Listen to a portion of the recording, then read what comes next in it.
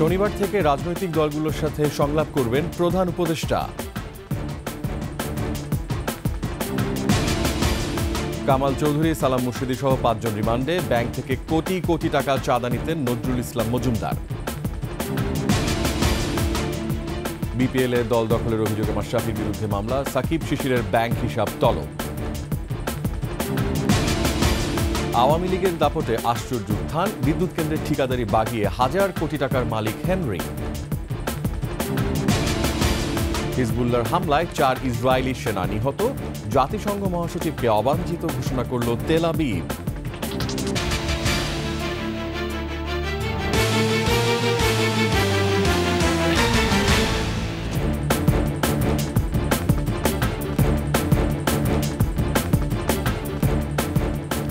শুনছিলেন first security ইসলামী bank PLC সংবাদ শিরোনাম আমন্ত্রণ সন্ধ্যার 21 সংবাদে। আপনাদের সাথে আছি আমি রিয়াজ হাফিজ। দর্শক, 21 টেলিভিশনের সংবাদ একই সাথে সরাসরি দেখতে পাবেন আমাদের ফেসবুক পেজ www.facebook.com/2124 অনলাইনে। এছাড়া সাবস্ক্রাইব করতে পারেন www.youtube.com/21etv চ্যানেলে। অন্তর্বর্তীকালীন সরকারের প্রধান উপদেষ্টা ডক্টর মোহাম্মদ ইউনূসের সঙ্গে বৈঠক শুরু হবে আগামী শনিবার। এতে প্রধান প্রধান রাজনৈতিক দলগুলোকে দাওয়াত দেওয়া হবে বলে জানিয়েছেন প্রধান উপদেষ্টার প্রেস সচিব শফিকুল আলম। সন্ধ্যায় রাজধানীর ফরেন সার্ভিস একাডেমিতে এক ব্রিফিংয়ে তিনি জানান, আগামী শনিবার থেকে রাজনৈতিক দলগুলোর সঙ্গে সংলাপ হবে। এতে 6 সংস্কার কমিশনের কাজের অগ্রগতির ব্যাপারে রাজনৈতিক দলগুলোকে অবগত করা হবে। তাদের কাছ থেকে পরামর্শ নেওয়া হবে। এছাড়া আইন শৃঙ্খলার বর্তমান পরিস্থিতি নিয়ে অবগত করা হবে। ক্ষমতাচ্যুত শেখ হাসিনার ঘনিষ্ঠজন হিসেবে পরিচিত ব্যাংক খাতের মাফিয়া নজরুল ইসলাম মজুমদার, সাবেক সংসদ সদস্য সালাম মুর্শিদি, সাবেক মুখ্য সচিব কামাল আব্দুল নাসের চৌধুরী, সাবেক ক্রীড়া সচিব মেজবাউদ্দিন আহমেদ ও বসুন্ধরা গ্রুপের কোঅর্ডিনেটর নাসিক জামান আদনানকে পৃথক মেয়াদে রিমান্ডে নেওয়া হয়েছে। এদিকে 2 মামলায় সালমান এফ রহমানকে ফের 7 দিনের রিমান্ডে নিয়েছে পুলিশ। তরিকুল ইসলামকে সঙ্গে নিয়ে বিস্তারিত জানাচ্ছেন দীপু শিকদার। দীর্ঘদিন থেকে প্রায় 1.5 দশক ব্যাংক উদ্যোক্তাদের সংগঠন বাংলাদেশ অ্যাসোসিয়েশন অব ব্যাংকস বিএবির সভাপতির দায়িত্বে ছিলেন বেসরকারি এক্সিম ব্যাংকের সাবেক চেয়ারম্যান নজরুল ইসলাম মজুমদার। আমরা চেষ্টা করব ওনাদেরকে কিভাবে এখানে অ্যাডজাস্ট করা যায়। নাসা গ্রুপের চেয়ারম্যান নজরুল ইসলাম মজুমদারকে 5 আগস্টের পর বিএবির সভাপতির দায়িত্ব থেকে সরিয়ে দেওয়া হয়। মঙ্গলবার রাতে রাজধানীর গুলশান থেকে তাকে গ্রেফতার করা হয়। মঙ্গলবার মধ্যরাতে আরও গ্রেফতার হন খুলনা 4 আসনের সাবেক সংসদ সদস্য আব্দুস সালাম মুর্শিদি। গ্রেফতার হন শেখ হাসিনার সাবেক মুখ্য সচিব ও উপদেষ্টা কামাল আব্দুল নাসের চৌধুরী, সাবেক যুব ও ক্রীড়া সচিব মেজবাউদ্দিন আহমেদ এবং বসুন্ধরা গ্রুপের কোঅর্ডিনেটর আদনান। বিভিন্ন হত্যা মামলায় গ্রেফতার হওয়া তাদেরকে পৃথক মেয়াদের রিমান্ডে নিয়েছে পুলিশ। ঢাকা জেলার নবাবগঞ্জ ও দোহার থানায় করা আলাদা 2টি হত্যা চেষ্টার মামলায় সাবেক প্রধানমন্ত্রীর বিনিয়োগ বিষয়ক উপদেষ্টা সালমান এফ রহমানকে ফের রিমান্ডে নেওয়া হয়েছে। দোহার থানা মামলায় তার বিরুদ্ধে 3 দিন রিমান্ড মঞ্জুর করেন এবং নবাবগঞ্জ থানায় তার বিরুদ্ধে 4 দিনের রিমান্ড মঞ্জুর করেন। তার পক্ষে আইনজীবীরাও তার রিমান্ড বাতিল করে জামিনে প্রার্থনা করেন। বিজ্ঞ আদালত উভয়ের বক্তব্য শোনার পর রিমান্ড মঞ্জুর করেন এবং তাকে তদন্তকারী কর্মকর্তার হেফাজতে প্রদান করেন। হত্যাসহ বিভিন্ন অভিযোগে শেখ হাসিনা ও আওয়ামী লীগ আমলের এমপি মন্ত্রী আমলার বিরুদ্ধে হচ্ছে একের পর এক মামলা। অভিযানে গ্রেফতারও হচ্ছেন তারা। দীপু শিকদার, 21 টেলিভিশন, ঢাকা। নজরুল ইসলাম মজুমদার ব্যাংক খাতে আতঙ্কের নাম। ব্যাংক মালিক ও এমডিরা সবসময় ভয়ে থাকতেন কখন গণভবনে ডাক পড়ে। ক্ষমতাচ্যুত প্রধানমন্ত্রী শেখ হাসিনার পক্ষে ব্যাংকগুলো থেকে কোটি কোটি টাকা আদায়ের কাজ করতেন বিএবির এই সাবেক চেয়ারম্যান। নিজেও লাভবান হয়েছেন। দেশে বিদেশে গড়েছেন অঢেল সম্পদ। তৌহিদুর রহমানের রিপোর্ট। নাসা গ্রুপের চেয়ারম্যান নজরুল ইসলাম মজুমদার অবশেষে গ্রেফতার। স্বস্তিতে ব্যাংকাররা। আপনি 5 কোটি দেন, 10 কোটি দেন, 2 কোটি দেন। একসময় মজুমদারের হুকুমের বাইরে যাওয়ার সাহস ছিল না দেশের কোনো ব্যাংকারের। ক্ষমতাচ্যুত প্রধানমন্ত্রী শেখ হাসিনা ও তার পরিবারের পক্ষে চাঁদাবাজি করতেন তিনি। চাঁদা আদায়ে ব্যাংক মালিক এবং এমডিদের ডাক পড়ত গণভবনে। প্রাপ্ত তথ্য বলছে 2015 থেকে 23 সাল পর্যন্ত 9 বছরেই ব্যাংক ব্যবস্থা থেকে শেখ হাসিনার পক্ষে আদায় হয়েছে অন্তত 3000 কোটি টাকা। কথিত সিএসআর এর নামে শেখ হাসিনার পক্ষে চাঁদা আদায় করায় ক্ষতিগ্রস্ত হয়েছেন ব্যাংক খাতের হাজারো শেয়ার হোল্ডার। তহবিলে যে টাকাগুলো দিচ্ছে এগুলো জনগণেরই টাকা, শেয়ার হোল্ডারদের টাকা। যেখানেই দিছে এই টাকা ফেরত আনতে হবে। সেগুলি ব্যাংক বোর্ড ডিসিশন নিয়ে 100 কোটি 80 কোটি 50 কোটি টাকা দিয়ে দিবে, এটাকে আমি সাপোর্ট করি না শেয়ার হোল্ডার হিসেবে। ব্যাংকাররা বলছেন নজরুল ইসলাম মজুমদারের চাপে বাধ্য হয়ে সাবেক প্রধানমন্ত্রীর তহবিলে অর্থ দিয়েছেন তারা। মজুমদারের ইচ্ছের বিরুদ্ধে কথা বলা যেত না। প্রধানমন্ত্রীর কার্যালয় যাওয়া হতো, সেখানে যে যা হয়তো আমি দিলাম 5 কোটি টাকা, আমি 5 কোটি টাকার একটা একটা চেকের মতো বানিয়ে দামি চেক দিয়ে দিচ্ছি। হাসিনাকে খুশি রেখে নিজেও লাভবান হয়েছেন নাসা গ্রুপের চেয়ারম্যান নজরুল ইসলাম মজুমদার। সিআইডি বলছে 2019 এবং 2020 সালে লন্ডনে 2টি বাড়ি কিনতে তিনি ব্যয় করেছেন 1,79,50,000 পাউন্ড, বাংলাদেশি মুদ্রায় 294 কোটি টাকা। আমার সাথে যদি আপনারা একটু স্লোগানে শরীক হন, আমার বড় বেশি ভালো লাগবে। জয় শেখ হাসিনা।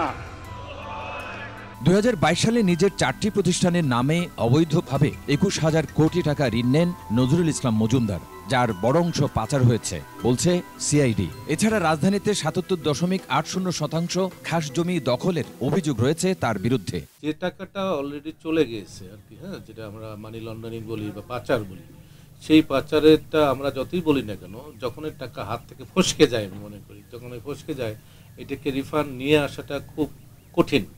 তবে অসম্ভব না, এইসব নিয়ে যারা ডিল করে আইনজ্ঞ যারা আছে তাদেরও হেল্প নিতে হবে। টেকসই অর্থনীতি নিশ্চিতে দেশের ব্যাংক খাতকে দুর্নীতিমুক্ত করার দাবি সংশ্লিষ্টদের। তৌহিদুর রহমান, 21 টেলিভিশন, ঢাকা।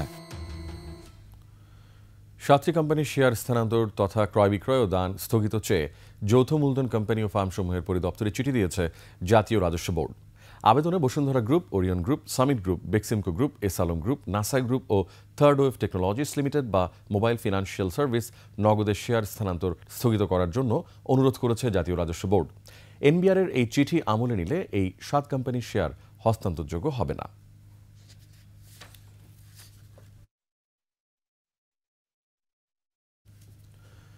আওয়ামী লীগ নেতারা কিভাবে ভারতে গেছেন সে বিষয়ে র্যাবের কাছে কোনো তথ্য নেই বলে জানিয়েছেন র্যাবের লিগ্যাল অ্যান্ড মিডিয়া উইংয়ের পরিচালক লেফটেন্যান্ট কর্নেল মুনিম ফেরদৌস।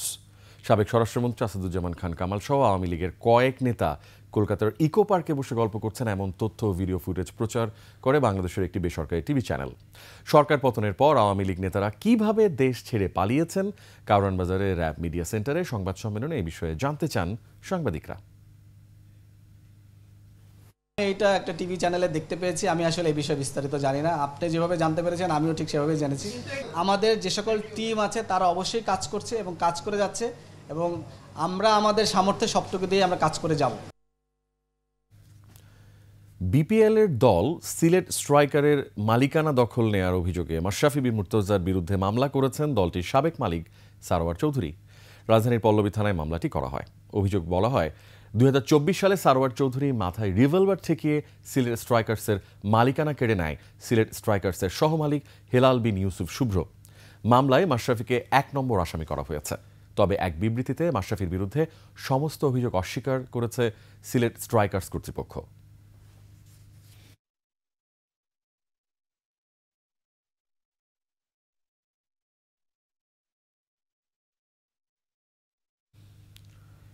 এদিকে জাতীয় দলের সাবেক অধিনায়ক ও সাবেক সংসদ সদস্য সাকিব আল হাসান ও তার স্ত্রী উম্মে রোমানা আহমেদ শিশির সহ 6 জনের ব্যাংক হিসাব তলব করেছে ফিনান্সিয়াল ইন্টেলিজেন্স ইউনিট BFIU। দেশের আর্থিক প্রতিষ্ঠান ও ব্যাংকগুলোর কাছে এ সংক্রান্ত নির্দেশনা পাঠিয়েছে তারা। এতে 5 কার্যদিবসের মধ্যে ব্যাংক ও ব্যাংক বহির্ভূত আর্থিক প্রতিষ্ঠানগুলোকে তাদের নাম, কোম্পানি বা সংগঠনের নামে থাকা সকল হিসাবের তথ্য চাওয়া হয়েছে। সাকিবের পাশাপাশি তার বাবা আবুল কালাম, বোন কনিকা আফরোজ, আবুল খায়ের হিরু, হিরুর ভাই মোহাম্মদ বাশার ও ব্যবসায়ী নাজমুল বাশার খানের ব্যাংক হিসাবেরও তথ্য চেয়ে চিঠি দিয়েছে BFIU।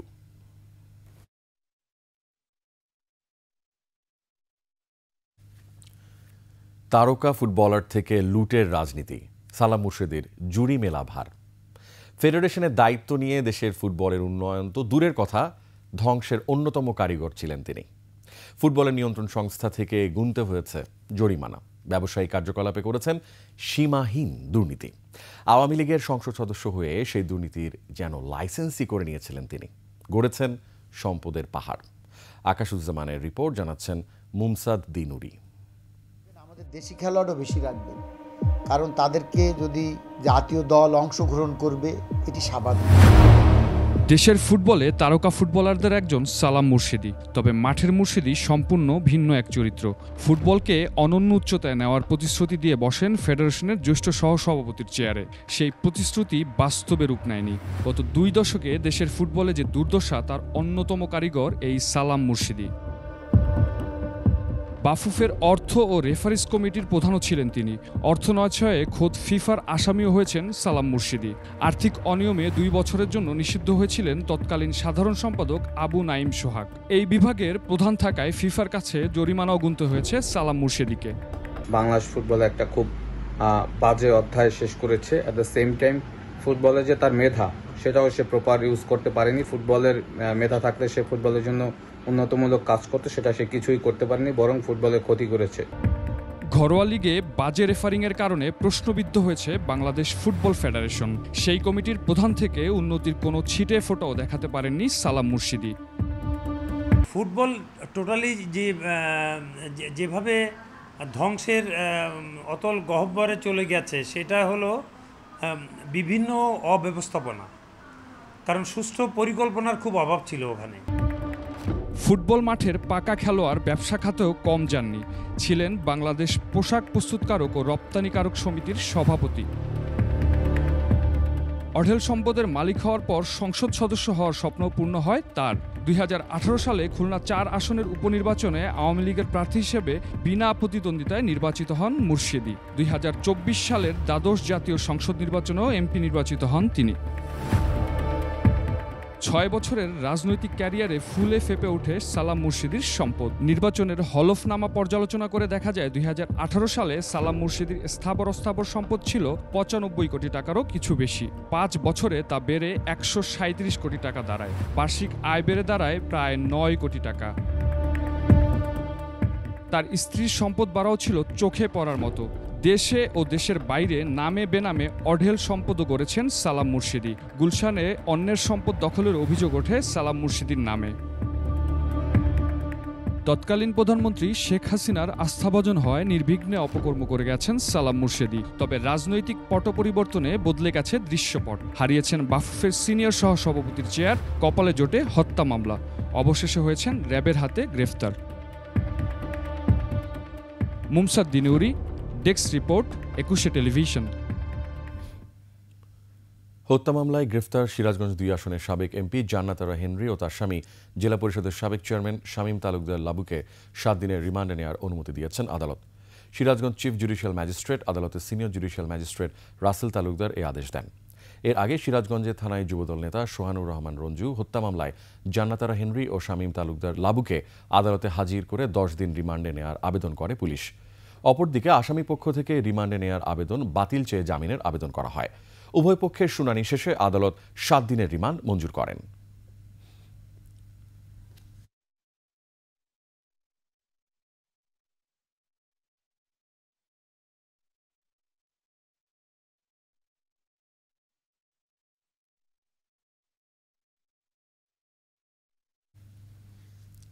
বেসরকারি হাই স্কুলের সহকারী শিক্ষিকা ছিলেন জান্নাত আরা হেনরি। আওয়ামী রাজনীতির বদৌলতে হয়ে যান হাজার কোটি টাকার মালিক। বিনা ভোটে এমপি হওয়া ছাড়াও পেয়েছেন খুলনার পায়রা বিদ্যুৎ কেন্দ্র ও সিরাজগঞ্জ সৌর বিদ্যুৎ প্ল্যান্টের ঠিকাদারি। স্বামীকেও করা হয়েছিল জেলা পরিষদ চেয়ারম্যান। সিরাজগঞ্জ প্রতিনিধি স্বপন মির্জার তথ্যচিত্রে ডেস্ক রিপোর্ট।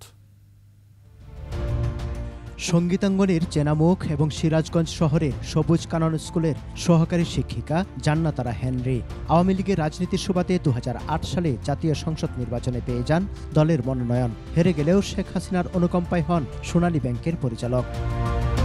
এই পদ ব্যবহার করে আলোচিত হলমার্ক কেলেঙ্কারির মাধ্যমে হাতিয়ে নেন বিপুল অর্থ। তখন তাকে নিয়ে ব্যাপক বিতর্ক হলেও পার পেয়ে যান। এরপর ঠিকাদারি করে হাজারো কোটি টাকার মালিক বনে যান হেনরি। দ্বাদশ সংসদের একতরফা নির্বাচনে এমপি হন তিনি। স্বামী লাবু তালুকদারকে বানান জেলা পরিষদের চেয়ারম্যান। পদপদবি ব্যবহার করে সিরাজগঞ্জের নানা জায়গায় সম্পদের পাহাড় গড়ে তোলেন হেনরি। কালো টাকা সাদা করতে করেছেন বিতর্কিত বৃদ্ধাশ্রম সহ নানা শিক্ষা প্রতিষ্ঠান। অবস্থা মাস্টারি করছে, হ্যাঁ, গান বাজনা বেশি করছে। এই তো করছে। এখন তো কহাগাজার কোটি টাকার মানুষ তারা 100 থেকে 150 বিঘা সম্পত্তি কিনছে। এই যে এই জায়গাগুলা তিনি কিনছেন, কিভাবে সম্ভব এটা আমরাও বুঝতে পারি না। প্রতি সপ্তাহে একটা কাপড় পরে আসতো, ওই কাপড় বৃহস্পতিবার ছুটির দিনে সে ওই কাপড় মানে পরিষ্কার করে পরে সপ্তাহে আবার ওই কাপড় পরে স্কুলে আসতো। বর্তমান তার হলি কোটি কোটি টাকা। হেনরির নিজের লাইসেন্স করা বন্দুক দিয়ে মুসা গুলি করছে, মুসার হাতে বন্দুক পাওয়া গেছে। বৈষম্য বিরোধী ছাত্র জনতার আন্দোলনের সময় ছাত্রদল ও যুবদলের 3 জনকে হত্যা মামলায় গ্রেফতার হন হেনরি ও তার স্বামী সাবেক জেলা পরিষদ চেয়ারম্যান লাবু তালুকদার। তাদের দুর্নীতির অনুসন্ধান করে সর্বোচ্চ শাস্তির দাবি এলাকাবাসীর। অবিলম্বে তাদের বিচার এই বাংলার মাটিতে করতে হবে। বিনা ভোটে নির্বাচিত এমপি হয়েছেন, তার এই কেলেঙ্কারিতে আমরা সিরাজগঞ্জবাসী হতভম্ব হয়েছি, হতবাক হয়েছি। 3টি হত্যা মামলা ছাড়াও হেনরি ও তার স্বামীর বিরুদ্ধে বেঁধে দেয়া সময়ের মধ্যে লাইসেন্স করা আগ্নেয়াস্ত্র জমা না দেয়া এবং সেগুলো পরিত্যক্ত অবস্থায় উদ্ধারের ঘটনায় সিরাজগঞ্জ সদর থানায় মামলা হয়েছে। সমর ইসলাম, ডেস্ক রিপোর্ট, 21 টেলিভিশন। চোখ ফেরাবো ইসরায়েল ইরান যুদ্ধে। লেবাননে হিজবুল্লাহর হামলায় 4 ইসরায়েলি সেনা নিহত হয়েছে, আহত হয়েছে কয়েকজন। এদিকে ইরানের ক্ষেপণাস্ত্র হামলার পর ইসরায়েলের প্রধানমন্ত্রী বেনিয়ামিন নেতানিয়াহু হুঁশিয়ারি দিয়ে বলেন, এর চরম মাসুল দিতে হবে। পাল্টা জবাবে ইসরায়েল জুড়ে সব স্থাপনায় হামলার হুমকি দিয়েছে ইরানের বিপ্লবী গার্ড। আফসানা নীলার ডেস্ক রিপোর্ট। প্রথমবারের মতো হাইপারসনিক মিসাইল ফাতাহ ব্যবহার করে ইসরায়েলের বাণিজ্যিক রাজধানী তেল আবিবে হামলা চালায় ইরান। মঙ্গলবার রাতে এই হামলায় তেল আবিব, জেরুজালেম ও হাইফা শহর লক্ষ্য করে 200-রও বেশি মিসাইল ছোড়ে তেহরান। হামলায় ইসরায়েলের নেভাতিম বিমানঘাঁটি ক্ষতিগ্রস্ত হয়। পাশাপাশি মোসাদের দফতর এবং ইসরায়েলি ট্যাঙ্কের ক্লাস্টারগুলিতে আক্রমণের দাবি জানায় ইরানের বিপ্লবী গার্ড। তেল আবিবে জরুরি অবস্থা ঘোষণা করেছে ইসরায়েল সরকার। এদিকে নজিরবিহীন এ হামলার জন্য ইরানকে কঠিন পরিণতির হুঁশিয়ারি দিয়েছেন ইসরায়েলের প্রধানমন্ত্রী বেনিয়ামিন নেতানিয়াহু। পাল্টা জবাবে ইরানের সামরিক বাহিনীর chief of staff major general Mohammad বাঘিরি বলেছেন, ইসরায়েল প্রতিশোধ নিতে চাইলে ইসরায়েল জুড়ে সব স্থাপনায় হামলা চালানো হবে। অন্যদিকে আত্মরক্ষার খাতিরে ইরানে হামলা চালানোর অধিকার ইসরায়েলের আছে বলে মন্তব্য করেছে মিত্র হোয়াইট হাউস। পাশাপাশি জো বাইডেন ও কমলা হ্যারিসের সমালোচনা করে ডোনাল্ড ট্রাম্প বলেন, তিনি ক্ষমতায় থাকলে ইসরায়েলে হামলার মতো ঘটনা ঘটত না। ইসরায়েলের পাশে দাঁড়িয়েছে ইউরোপীয় ইউনিয়নের দেশগুলো। এদিকে ইসরায়েলে ইরানের ক্ষেপণাস্ত্র হামলার পরদিনই লেবাননের শক্তিশালী সশস্ত্র গোষ্ঠী হিজবুল্লাহ ও ইয়েমেনের হুথি তেল আবিবে হামলা চালিয়েছে। আফসানা নীলা, ডেস্ক রিপোর্ট, 21 টেলিভিশন। নিচ্ছি সংবাদ বিরতি, যখন ফিরছি তখন থাকছে। এবার আওয়ামী লীগ সহ 14 দলের বিরুদ্ধে ট্রাইব্যুনালে গণহত্যার অভিযোগ। 53 ঘন্টা পর 2 মহাসড়ক থেকে অবরোধ তুলে নিল পোশাক শ্রমিকরা।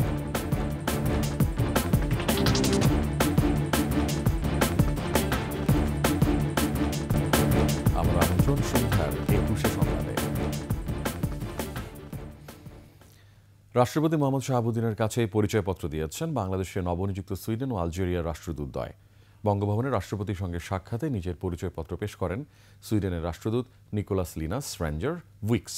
পরে রাষ্ট্রপতির সঙ্গে সাক্ষাৎ করে নিজের পরিচয়পত্র পেশ করেন বাংলাদেশে নিযুক্ত আলজেরিয়ার রাষ্ট্রদূত আব্দেল ওয়াহাব সাইদানি। পরিচয়পত্র পেশ করা 2 রাষ্ট্রদূতকে স্বাগত জানান রাষ্ট্রপতি।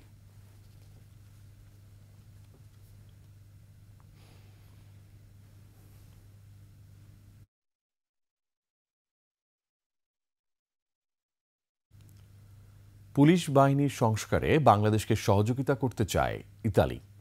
বুধবার দেশটির রাষ্ট্রদূত অ্যান্তনিও আলেসান্দ্রো প্রধান উপদেষ্টা ডক্টর মোহাম্মদ ইউনুসের সাথে সাক্ষাতের সময় এ আগ্রহের কথা জানান। এ সময় বাংলাদেশ থেকে বৈধ পথে ইতালিতে কর্মী প্রেরণ এবং বাণিজ্য সহযোগিতা বাড়ানোর বিষয়েও আলোচনা হয়। ইতালির রাষ্ট্রদূত আলোচিত বিষয়গুলোতে একসাথে কাজ করার বিষয়ে দেশটির ইতিবাচক মনোভাবের কথা তুলে ধরেন।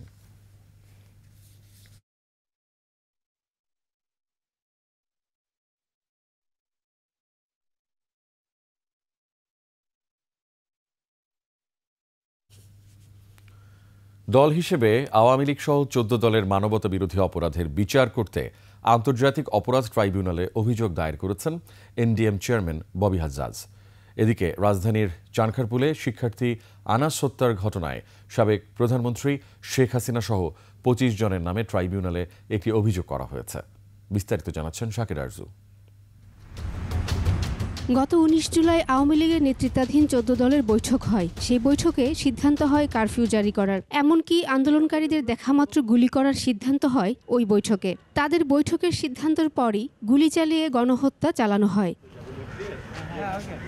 এই সিদ্ধান্ত নিয়ে দল হিসেবে আওয়ামী লীগ, ওয়ার্কার্স পার্টি, জাসদ সহ 14 দল মানবতাবিরোধী অপরাধ করেছে বলে অভিযোগ দায়ের করা হয় আন্তর্জাতিক অপরাধ ট্রাইব্যুনালে। যে শুধু আওয়ামী লীগ না, শুধু শেখ হাসিনা না, এই যে ওয়ার্কার্স পার্টি, ইনু, তরিকত ফেডারেশন, ওয়ার্কার্স পার্টি, জাসদ, ইনু, যতগুলো দল আছে, সাম্যবাদী দল, এরা সবাই গণহত্যার আসামি। অভিযোগে গণহত্যার হুকুমদাতা হিসেবে আওয়ামী লীগ এবং 14 দলের শরিক রাজনৈতিক দল সাম্যবাদী দল, গণতান্ত্রিক মজদুর পার্টি, জাসদ, বাংলাদেশের ওয়ার্কার্স পার্টি, বাংলাদেশের সমাজতান্ত্রিক দল, Tariqat federation, Gonotantri party, national Awami party, Gono Azadi League, communist কেন্দ্র, বাসদ এবং জাতীয় পার্টির নাম আনা হয়। বিচার যে করা যাবে সেটা কিন্তু বিদ্যমান আইনে রয়ে গেছে, যেমন দলের বিচার করা যাবে এটা আছে, কিন্তু বিচারের পরে কতটুকু শাস্তি দেওয়া যাবে সেইটা আলোচনা চলছে এবং সেটা সংশোধন করে এই আইনে সংযুক্ত করা হবে। কিন্তু সেক্ষেত্রে তদন্ত চলা বা বিচার প্রক্রিয়া শুরু করতে কোনো আইনগত বাধা নেই।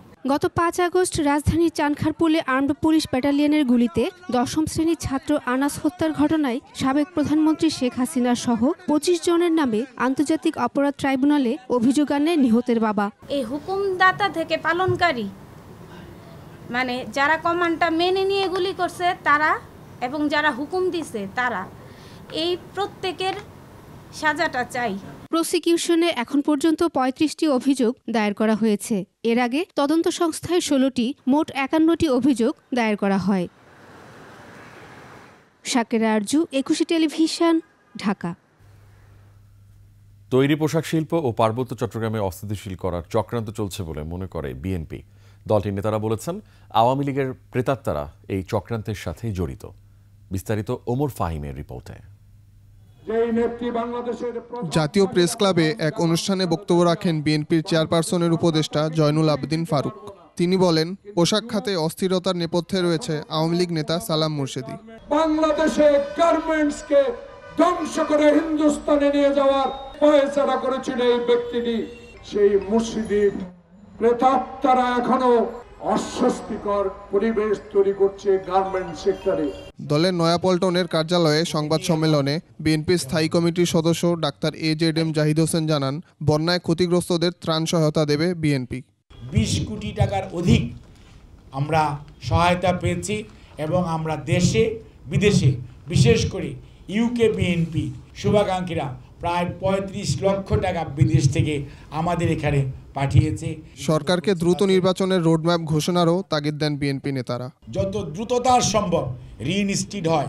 ওমর ফাহিম, 21 টেলিভিশন, ঢাকা। 53 ঘণ্টা অবরোধের পর সেনাবাহিনীর আশ্বাসে আশুলিয়ার নবীনগর চন্দ্রা মহাসড়ক ছাড়ল বার্ডস গ্রুপের শ্রমিকরা। অন্যদিকে নায়াগ্রা পোশাক কারখানার শ্রমিকরা গাজীপুরে মহাসড়ক অবরোধ করে বিক্ষোভের পর তারাও সড়ক ছেড়েছেন। দুপুরের পর গাজীপুর আশুলিয়ার পরিস্থিতি স্বাভাবিক হয়েছে। বিস্তারিত দেখুন ডেস্ক রিপোর্টে। গেল 28 আগস্ট আশুলিয়ার বার্ডস গ্রুপের 4টি কারখানা বেতন না দিয়ে লে অফ ঘোষণা করে। সকালে শ্রমিকরা কারখানার সামনে এসে দেখতে পান পাওনা পরিশোধের সময়সীমা 3 মাস বৃদ্ধি সংক্রান্ত নোটিশ লাগিয়ে রেখেছে মালিক পক্ষ। এতে বিক্ষুব্ধ হয়ে বকেয়া বেতন ভাতার দাবিতে মহাসড়ক অবরোধ করেন শ্রমিকরা। নোটিশ দেয় ওদের মানে নিজের মতো, হঠাৎ করে রাত্রে নোটিশ দেয়, আবার সকালে কয় যে খোলা আবার বন্ধ। যেদিন বেতন দেওয়ার ডেট থেকে সেদিনে নতুন করে একটা নোটিশ লাগাই দেওয়া হয়। লেখাপড়া আছে, আমরা কি করে করি, আমাদের পেটের দায়, আমরা চাকরি করবার আইছি। দুপুরে সেনাবাহিনী ও পুলিশের কর্মকর্তারা শ্রমিকদের সমস্যা সমাধানের আশ্বাস দিলে সড়ক থেকে অবরোধ তুলে নেওয়া হয়। অন্যদিকে বকেয়া বেতনের দাবিতে গাজীপুরের চন্দ্রাতেও ঢাকা টাঙ্গাইল মহাসড়ক অবরোধ করে নায়াগ্রা টেক্সটাইল কারখানার শ্রমিকরা। প্রায় 3 ঘন্টার অবরোধে তৈরি হয় তীব্র যানজট। শ্রমিকরা সড়ক থেকে সরে যাওয়ার পর পরিস্থিতি স্বাভাবিক হয়েছে বলে জানিয়েছে আইনশৃঙ্খলা বাহিনী। Mahiya Rahman, desk report, 21 television.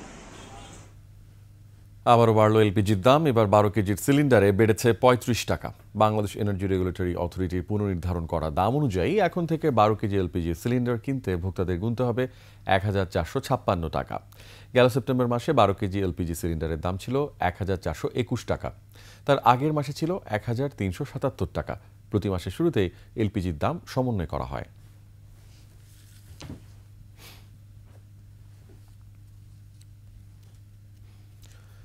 রাজধানীর সুপার শপগুলোতে পলিথিনের ব্যবহার বন্ধ হলেও খোলা বাজারের বিক্রেতারা রয়েছেন ধোঁয়াশায়। 1 নভেম্বর থেকে খোলা বাজারেও বন্ধ হবে পলিথিন। সরকারের এই সিদ্ধান্তে সন্তোষ জানিয়েছেন ক্রেতারা। তবে সুপার শপগুলোতে পলিথিনের বিকল্প পাটের ব্যাগের সংকট দেখা দিয়েছে। আরও জানাচ্ছেন নাহিদ সিরাজি নিম্মি। 1 অক্টোবর থেকে রাজধানীর সুপার শপগুলোতে বন্ধ রয়েছে পলিথিনের ব্যবহার। এখন ব্যবহার হচ্ছে পাটের তৈরি ব্যাগ। এমন সিদ্ধান্তে সন্তুষ্ট সুপার শপগুলোর ক্রেতারা। এখন সবকিছু নতুন হচ্ছে, ইটস ওকে, টাইমের সাথে সাথে সবকিছু চেঞ্জ হচ্ছে। এটা খুব একটা ভালো উদ্যোগ, আরো আগে হওয়া উচিত ছিল। বিক্রেতারা বলছেন সাময়িক অসুবিধা হলেও তারা পরিস্থিতির সাথে মানিয়ে নিচ্ছেন। শপিং এর ক্ষেত্রে আমরা পলিথিনের ব্যাগ, যেটা সিমেন্টের যে ব্যাগগুলো ছিল ওইখানেও পলিথিন পলিপ্রোপাইলের একটা উপাদান থাকে, ওইটা আমরা ইউজ করতাম, সেটাও বন্ধ করে দিয়েছি। ওটার জন্য আমরা অলরেডি জুট ব্যাগ ইউজ করছি, পাটের ব্যাগ এবং কাপড়ের ব্যাগ। যদি ওরা ব্যাগ নিয়ে আসছে ওনারা, তাহলে আমরা ওনাদের ব্যাগে দিয়ে দিচ্ছি, না হলে আমরা কার্টুন করে দিচ্ছি বা কোনো ব্যাগে দিয়ে দিচ্ছি।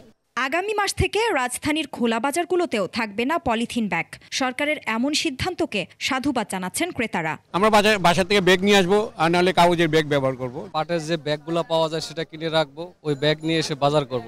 বিক্রেতারা বলছেন বিকল্প কোনো ব্যবস্থা 1 নভেম্বরের আগেই উপস্থাপনের কথা। কার্যক্রম শুরু হয়ে ইনশাআল্লাহ আমরাও আস্তে আস্তে মানে চেঞ্জ করে দেব। সামনে থেকে নতুন কিছু বার হয়ে গেলে তখন আমরা পলিথিন বিক্রি করব না। এখন আমাদের কাছে কিছু আছে, কাস্টমার চাইতেছে, ওদেরকে দিয়ে দিতেছি। আমরা তো এখন মাপা মনে করেন যে পলিথিনের উপরেই করি। যদি সরকার মনে করেন যে অন্য কিছু মনে করেন যে এটা ব্যবস্থা করতে পারে, তাহলে পলিথিন উড়িয়ে দিলে খুব ভালো হবে। সরবরাহ বন্ধ হয়ে গেলে পলিথিন, তাহলে ঠোঙ্গা আসবে। এখন আমরা পলিথিন পাইতেছি বাজারে। তবে অনেক বিক্রেতা এবং ক্রেতা এখনো জানেন না কোন ধরনের পলিথিনের উপর এই নিষেধাজ্ঞা। গভর্নমেন্ট থেকে পারমিশন দিচ্ছে পলিথিন বন্ধ, কোনটা পলিথিন চলবো না চলবো এটা কোনো মানে যোগ জিজ্ঞাসা নাই। মানুষরা যাতে হাতের নাগালে কিভাবে পায় সস্তায় এরকম রেটে, সেটা হলে তো ওয়েল এন্ড গুড। পরিপ্রেক্ষিতে যদি কোনো কিছু বাইর হইব তো অবশ্যই, তাহলে তখন আমরা এটা নেব না। গভর্নমেন্টের কাছে একটা রিকোয়েস্ট থাকবে যে তারা এটার বিকল্প কিছু দেয়, যাতে পানি জাতীয় জিনিসগুলোর ক্ষেত্রে সুবিধা হয়। বিষয়টি পুরোপুরি না জানায় রাজধানীর খোলা বাজারগুলোতে পলিথিনের ওপর নিষেধাজ্ঞা সম্পর্কে অজ্ঞতা এবং সংশয়ের সৃষ্টি হচ্ছে। নাহিদ সিরাজি নিম্মি, 21 টেলিভিশন, ঢাকা। বৃহত্তর নোয়াখালী কুমিল্লার বন্যা কবলিতদের জন্য প্রধান উপদেষ্টা ত্রাণ তহবিলে 4 কোটি টাকা সহায়তা দিয়েছে বৈষম্য বিরোধী ছাত্র আন্দোলনের সমন্বয়করা। সচিবালয়ে দুর্যোগ ও ত্রাণ উপদেষ্টা ফারুকি আজমের হাতে এই চেক তুলে দেয় ছাত্ররা। উত্তরবঙ্গের জন্য বরাদ্দ রেখেছে 1,91,00,000 টাকা। প্রণব চক্রবর্তীর রিপোর্ট। নোয়াখালী এবং কুমিল্লা সহ আশপাশের জেলায় আকস্মিক বন্যায় লাখ লাখ মানুষের দুর্বিষহ অবস্থা কাঁদিয়েছে বিশ্ববাসীকে। বৈষম্য বিরোধী আন্দোলনের ছাত্রসহ যার যা কিছু আছে তাই নিয়ে এগিয়ে আসে দেশের মানুষ।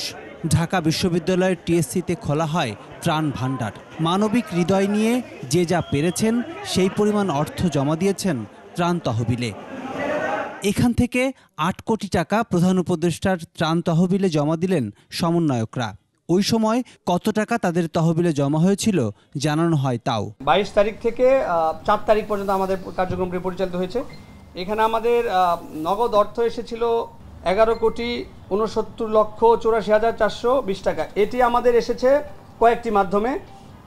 আমাদের একটি ব্যাংক অ্যাকাউন্ট ছিল সেটির মাধ্যমে, পাশাপাশি আমাদের মোবাইল ব্যাংকিং যে মার্চেন্ট অ্যাকাউন্ট ছিল সেটির মাধ্যমে। সম্প্রতি উত্তরবঙ্গে যে বন্যা দেখা দিয়েছে সেজন্যও সহায়তার কথা জানায় ছাত্ররা। আমাদের কাছে যে 1,91,00,000 সামথিং যে টাকাটা আছে সেই টাকাটা আমরা প্রত্যেকটা উপজেলা আমরা ভাগ করে দেব। ত্রাণ ও দুর্যোগ উপদেষ্টা জানান ওই সময়ের অভূতপূর্ব সাড়া শক্তিশালী করেছে সরকারের হাতকে। তাদের সংগ্রহিতটা ত্রাণ নয়, এটা বাংলাদেশের প্রাণ। এখানে শিশুরা, কর্মজীবী মানুষেরা, গৃহবধূরা, দেশের আপামর জনগণ তাদের সাধ্যমতো এই তহবিলে দান করেছেন।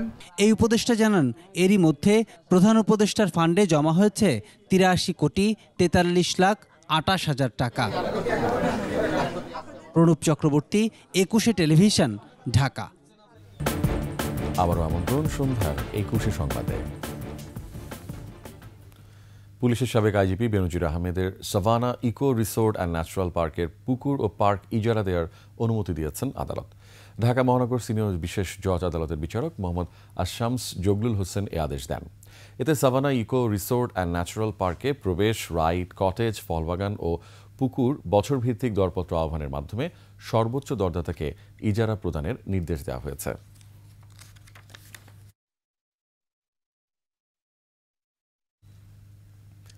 সনাতন ধর্মাবলম্বীদের সবচেয়ে বড় ধর্মীয় উৎসব শারদীয় দুর্গোৎসবের পূর্ণলগ্ন শুভ মহালয়া আজ। এদিনে চণ্ডীপাঠের মাধ্যমে মর্তলোকে আমন্ত্রণ জানানো হয় দেবী দুর্গাকে।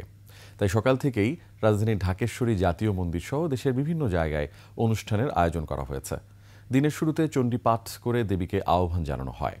এ সময় মঙ্গল ঘট স্থাপন করে তাতে ফুল, তুলসী ও বেলপাতা দিয়ে করা হয় পূজা। শারদীয় দুর্গাপূজার গুরুত্বপূর্ণ একটি অনুষঙ্গ এই মহালয়া। পুরাণ মতে এদিন দেবী দুর্গার আবির্ভাব ঘটে। এদিন থেকেই দুর্গাপূজার দিন গণনা শুরু হয়। আগামী 9 অক্টোবর থেকে ষষ্ঠী পূজার মাধ্যমে দুর্গাপূজা শুরু হয়ে 13 অক্টোবর বিজয়া দশমীর মধ্য দিয়ে সমাপ্তি ঘটবে দুর্গাপূজার।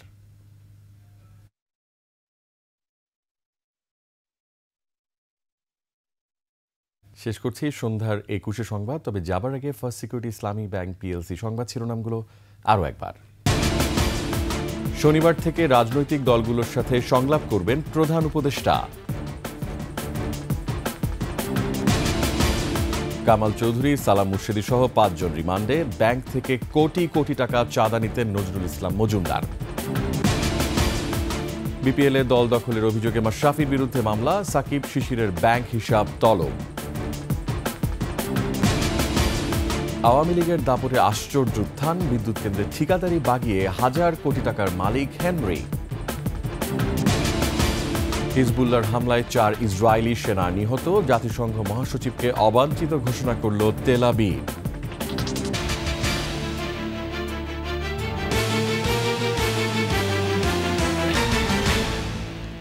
সর্বশেষ সংবাদ জানতে ডায়াল করুন 2021 নম্বরে আর ভিজিট করুন 21-tv.com ওয়েবসাইটে। ফেসবুকে ভিজিট করতে পারেন www.facebook.com/2124 অনলাইনে। এছাড়া সাবস্ক্রাইব করতে পারেন www.youtube.com/21etv চ্যানেলে। এতক্ষণ সঙ্গে থাকার জন্য অসংখ্য ধন্যবাদ। আমাদের পরবর্তী সংবাদ রাত 9টায় দেখার আমন্ত্রণ রইল। 21-এর সাথেই থাকুন।